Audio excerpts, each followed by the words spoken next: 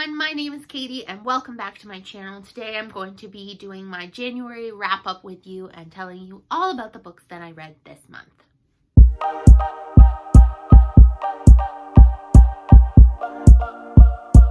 So this month I read a total of 7 books, which is actually a really good reading month for me. Of those 7 books, I read 4 fiction and 3 non-fiction. Of those fiction books, 1 was a young adult fiction and the rest were adult fiction. The genres of the books that I read 2 romance, I read 1 thriller and 1 literary fiction, 2 memoirs, and 1 just general nonfiction. As far as my ratings go, this month was not really great. I didn't have 1 single 5-star book this month. Not 1, which is a really hard way to start off the year. But sometimes the way that happens. So how my ratings fell, I had 1 1-star book. I had 4 3-star books and 2 4-star books. So just a very average reading month for me, but oh well, that's the way she goes.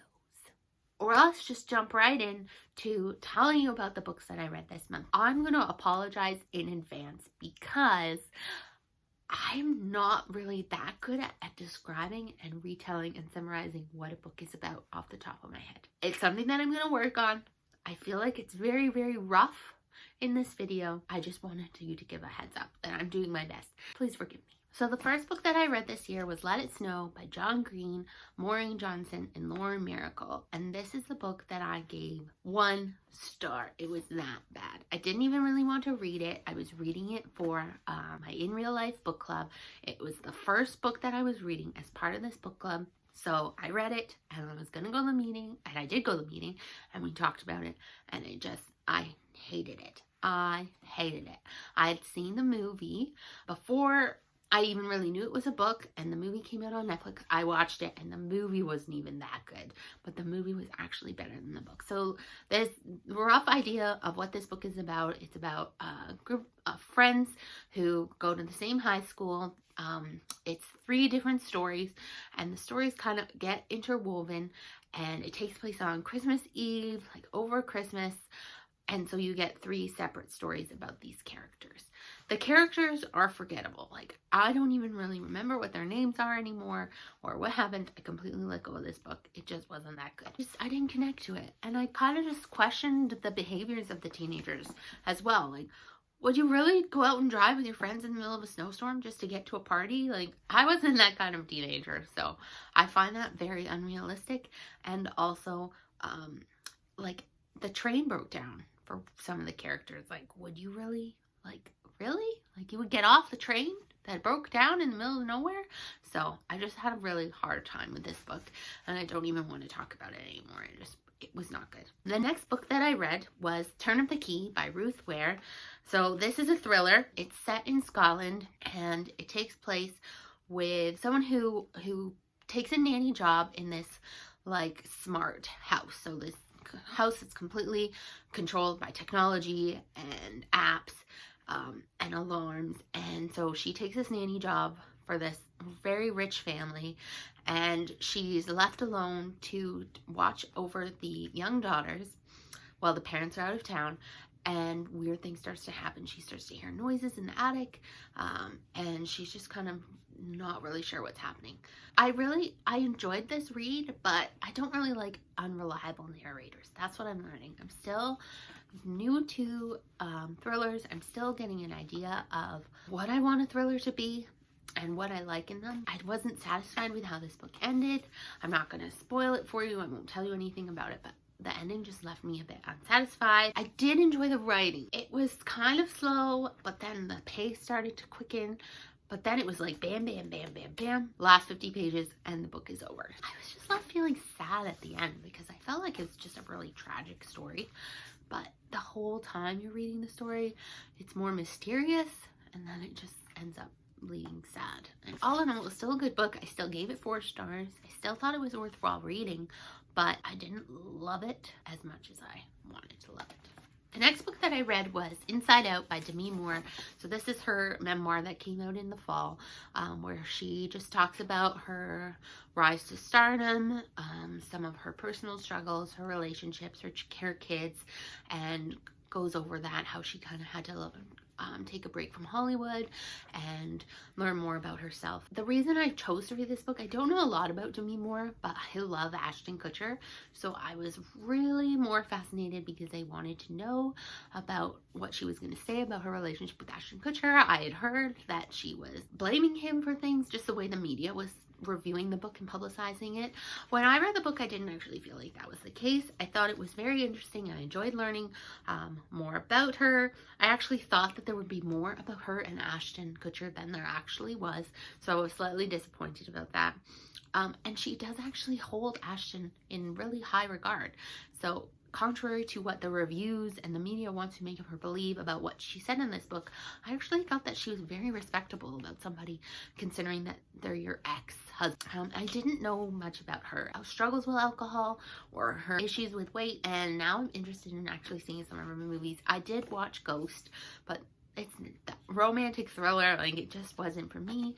I might watch St. Elmo's Fire. I've heard G.I. Jane is also really good. So those are a couple movies that are kind of on my radar now to see, because I am intrigued by her, which is what I always love about a good memoir, is just finding out somebody's story, having them actually share with you their struggles or their thoughts on life, what they've been through, and hearing it from their perspective. That's why I love memoir so much, is because you're pretty much getting it as from the source as you can. I gave that one 3 stars. The next book that I read was Where the Crawdads Sing by Delia Owens. I have had this book literally sitting on my bookshelves since I bought it like last February, like a year ago, and I didn't read it. It was getting so much hype, and I put it off, and I put it off, and then I was going to plan to read it by the end of 2019, and I still put it off. But I was like, nope, it's happening. I'm reading it the first month of January 2020. It's happening. I read it, and I didn't love it either. I was so disappointed. I thought that the pace of the writing was so slow. I mean, beautiful writing, beautiful descriptions of settings, but just so slow. That's part of the main reason why I didn't like it. I appreciated Kaya's story, and I understood, and it's really, really sad and tragic what happened to her, the neglect that she dealt with, but her survival skills and growing up in the marsh alone and raising herself, educating herself, learning to read, having like her key people in the community to lean on. I thought that was really, really good. I mean, Chase Owen, that character, like a complete tool, like, really disliked him. But like, yay for Kaya for just rising above and surviving and just making her life a success. Found her people, she found her family, and she had a very successful career in the book, and I just really, really appreciated that. I didn't think this book was amazing. Maybe it's a little bit overhyped. I'm not sure exactly, but I didn't love it. I just gave it 3 stars because it was like average to me. But hey, that's a general trend for this month, so there you go. Average reads. The next book that I read was 3 Women by Lisa Taddeo, and this is a non-fiction book. Lisa Taddeo is an author and a researcher, and she studied 3 real American women to learn about their sexual lives and how they portray sex in their marriages and in their relationships, and just to study these women and learn more about that. And I just thought that this book was such a fascinating subject. That's why I was so intrigued by it. The writing style was very different. It's very observational. There wasn't really any direct quotes. Like, it was just very unique in the way it was written. I never read anything like that. There's alternating chapters, which I thought was unique. So instead of just doing like, this is woman 1 story, woman 2, woman 3, it alternated, and I found I could really relate a little bit to each character, not completely to everyone, because their lives are very, very different from mine.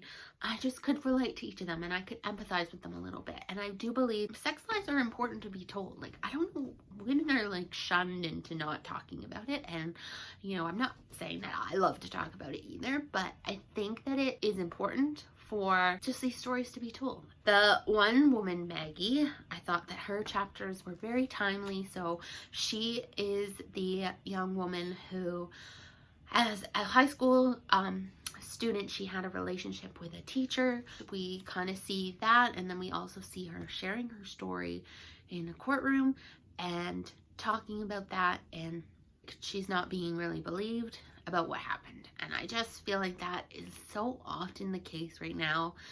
It's becoming more and more prevalent that women, we want to speak up, we want to share our stories, and we're just not being believed, which obviously doesn't make you want to speak up anymore if you have a story to tell. So I really, really enjoyed this book. I appreciate these three women. I appreciate Lisa Taddeo for sharing their stories. I really, really think this is an important book. The next book that I read was Stay Sexy and Don't Get Murdered by Karen Kilgariff and Georgia Hardstark.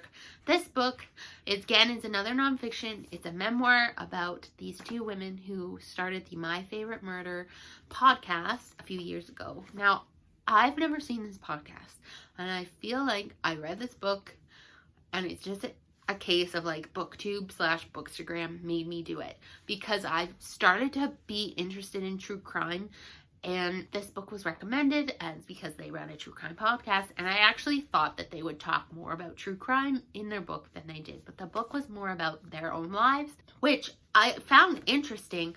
But because I have no context as to what these women actually do, I've never listened to the podcast, I felt a little bit like I missed the mark on reading this book. I wasn't really sure. The book wasn't meant for me. Like, I wasn't the right audience to be reading this book. So even though I enjoyed it somewhat, like, it was not what I expected. But what I really appreciated from this book was that these women shared their stories of how they started their podcast, how they took a risk. They were working jobs that weren't giving them joy, they weren't feeling fulfilled, and they took a risk and followed their passion and started this podcast and doing something that they love every day, and now they wake up with this newfound energy. And that's something that I'm really relating to right now. It's part of the reason why I'm trying BookTube, because I'm trying to find what that is in my life that's going to give me that excited passion, whether it's in my career or outside of my career. Like, I'm just wanting to find what that's gonna be. So I appreciate them for sharing their story, taking chances, going for it, and look where they are now. Like, they have a book and a podcast, and they're a very successful women, and I know that they have done live shows and everything. So yay for them. Their story was still good. They talk about their personal struggles and their family, and I just appreciate hearing all that, and I will always enjoy hearing other people's stories. So therefore I still enjoyed this book, but there wasn't just enough true crime for me, and that's the main reason why I was reading it. So I still gave this book 3 stars because I do think it's good, and these women do seem funny and entertaining, but it wasn't what I was expecting at all. And the last book that I read was an advanced reader's copy that I got on Netgalley for Photos of You by Tammy Robinson. Now, this is a book about a young woman who has been struggling with cancer, and she's just been told that, she's basically terminal. And this woman is young, like she's in her late 20s, early 30s. I don't exactly remember how old she is. And now she has to tell her family and friends that, she's maybe on her last months to live. And her name is Ava, and she decides that what she really, really wants is to have a wedding for herself. But she actually doesn't have a partner. She has nobody to marry, but she's always dreamt of having a wedding. And so therefore she decides that she wants her friends and family to throw her a wedding. And it's almost like a funeral before you die type of idea. And so that's the basic premise of this book. I really, really liked the premise of this book. I thought that was really, really cute and exactly how I would want to live my life. Like, if I was told that I was going to die in 6 months, live each day to the fullest, do anything that you actually want to do, and just cherish the time that you have left. So she has that attitude. But I struggled with this book, and I didn't love this book because you also had the romance aspect of this book. And the romance was like an instant love type romance. And that is something that I find very, very difficult to read about in books.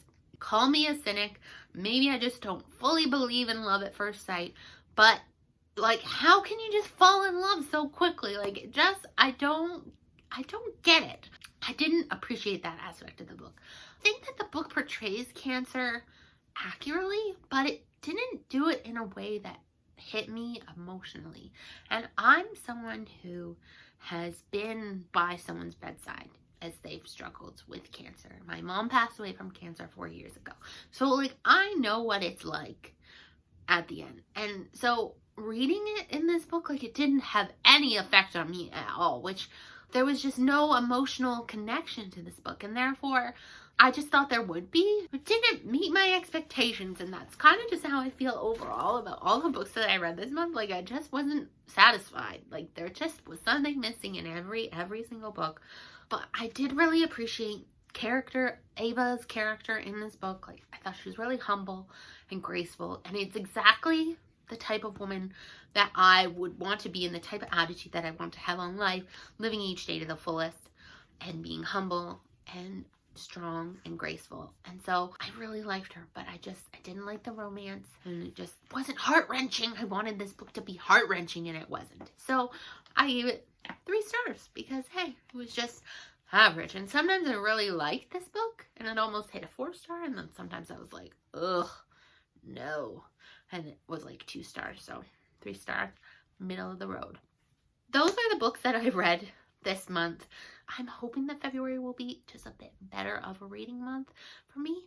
I hope you enjoyed that wrap up, and if you did, be sure to hit the like button down below, and if you're liking what I'm doing, please subscribe to my channel because that really helps to support me. Thank you so much for watching, and we'll see you in my next video.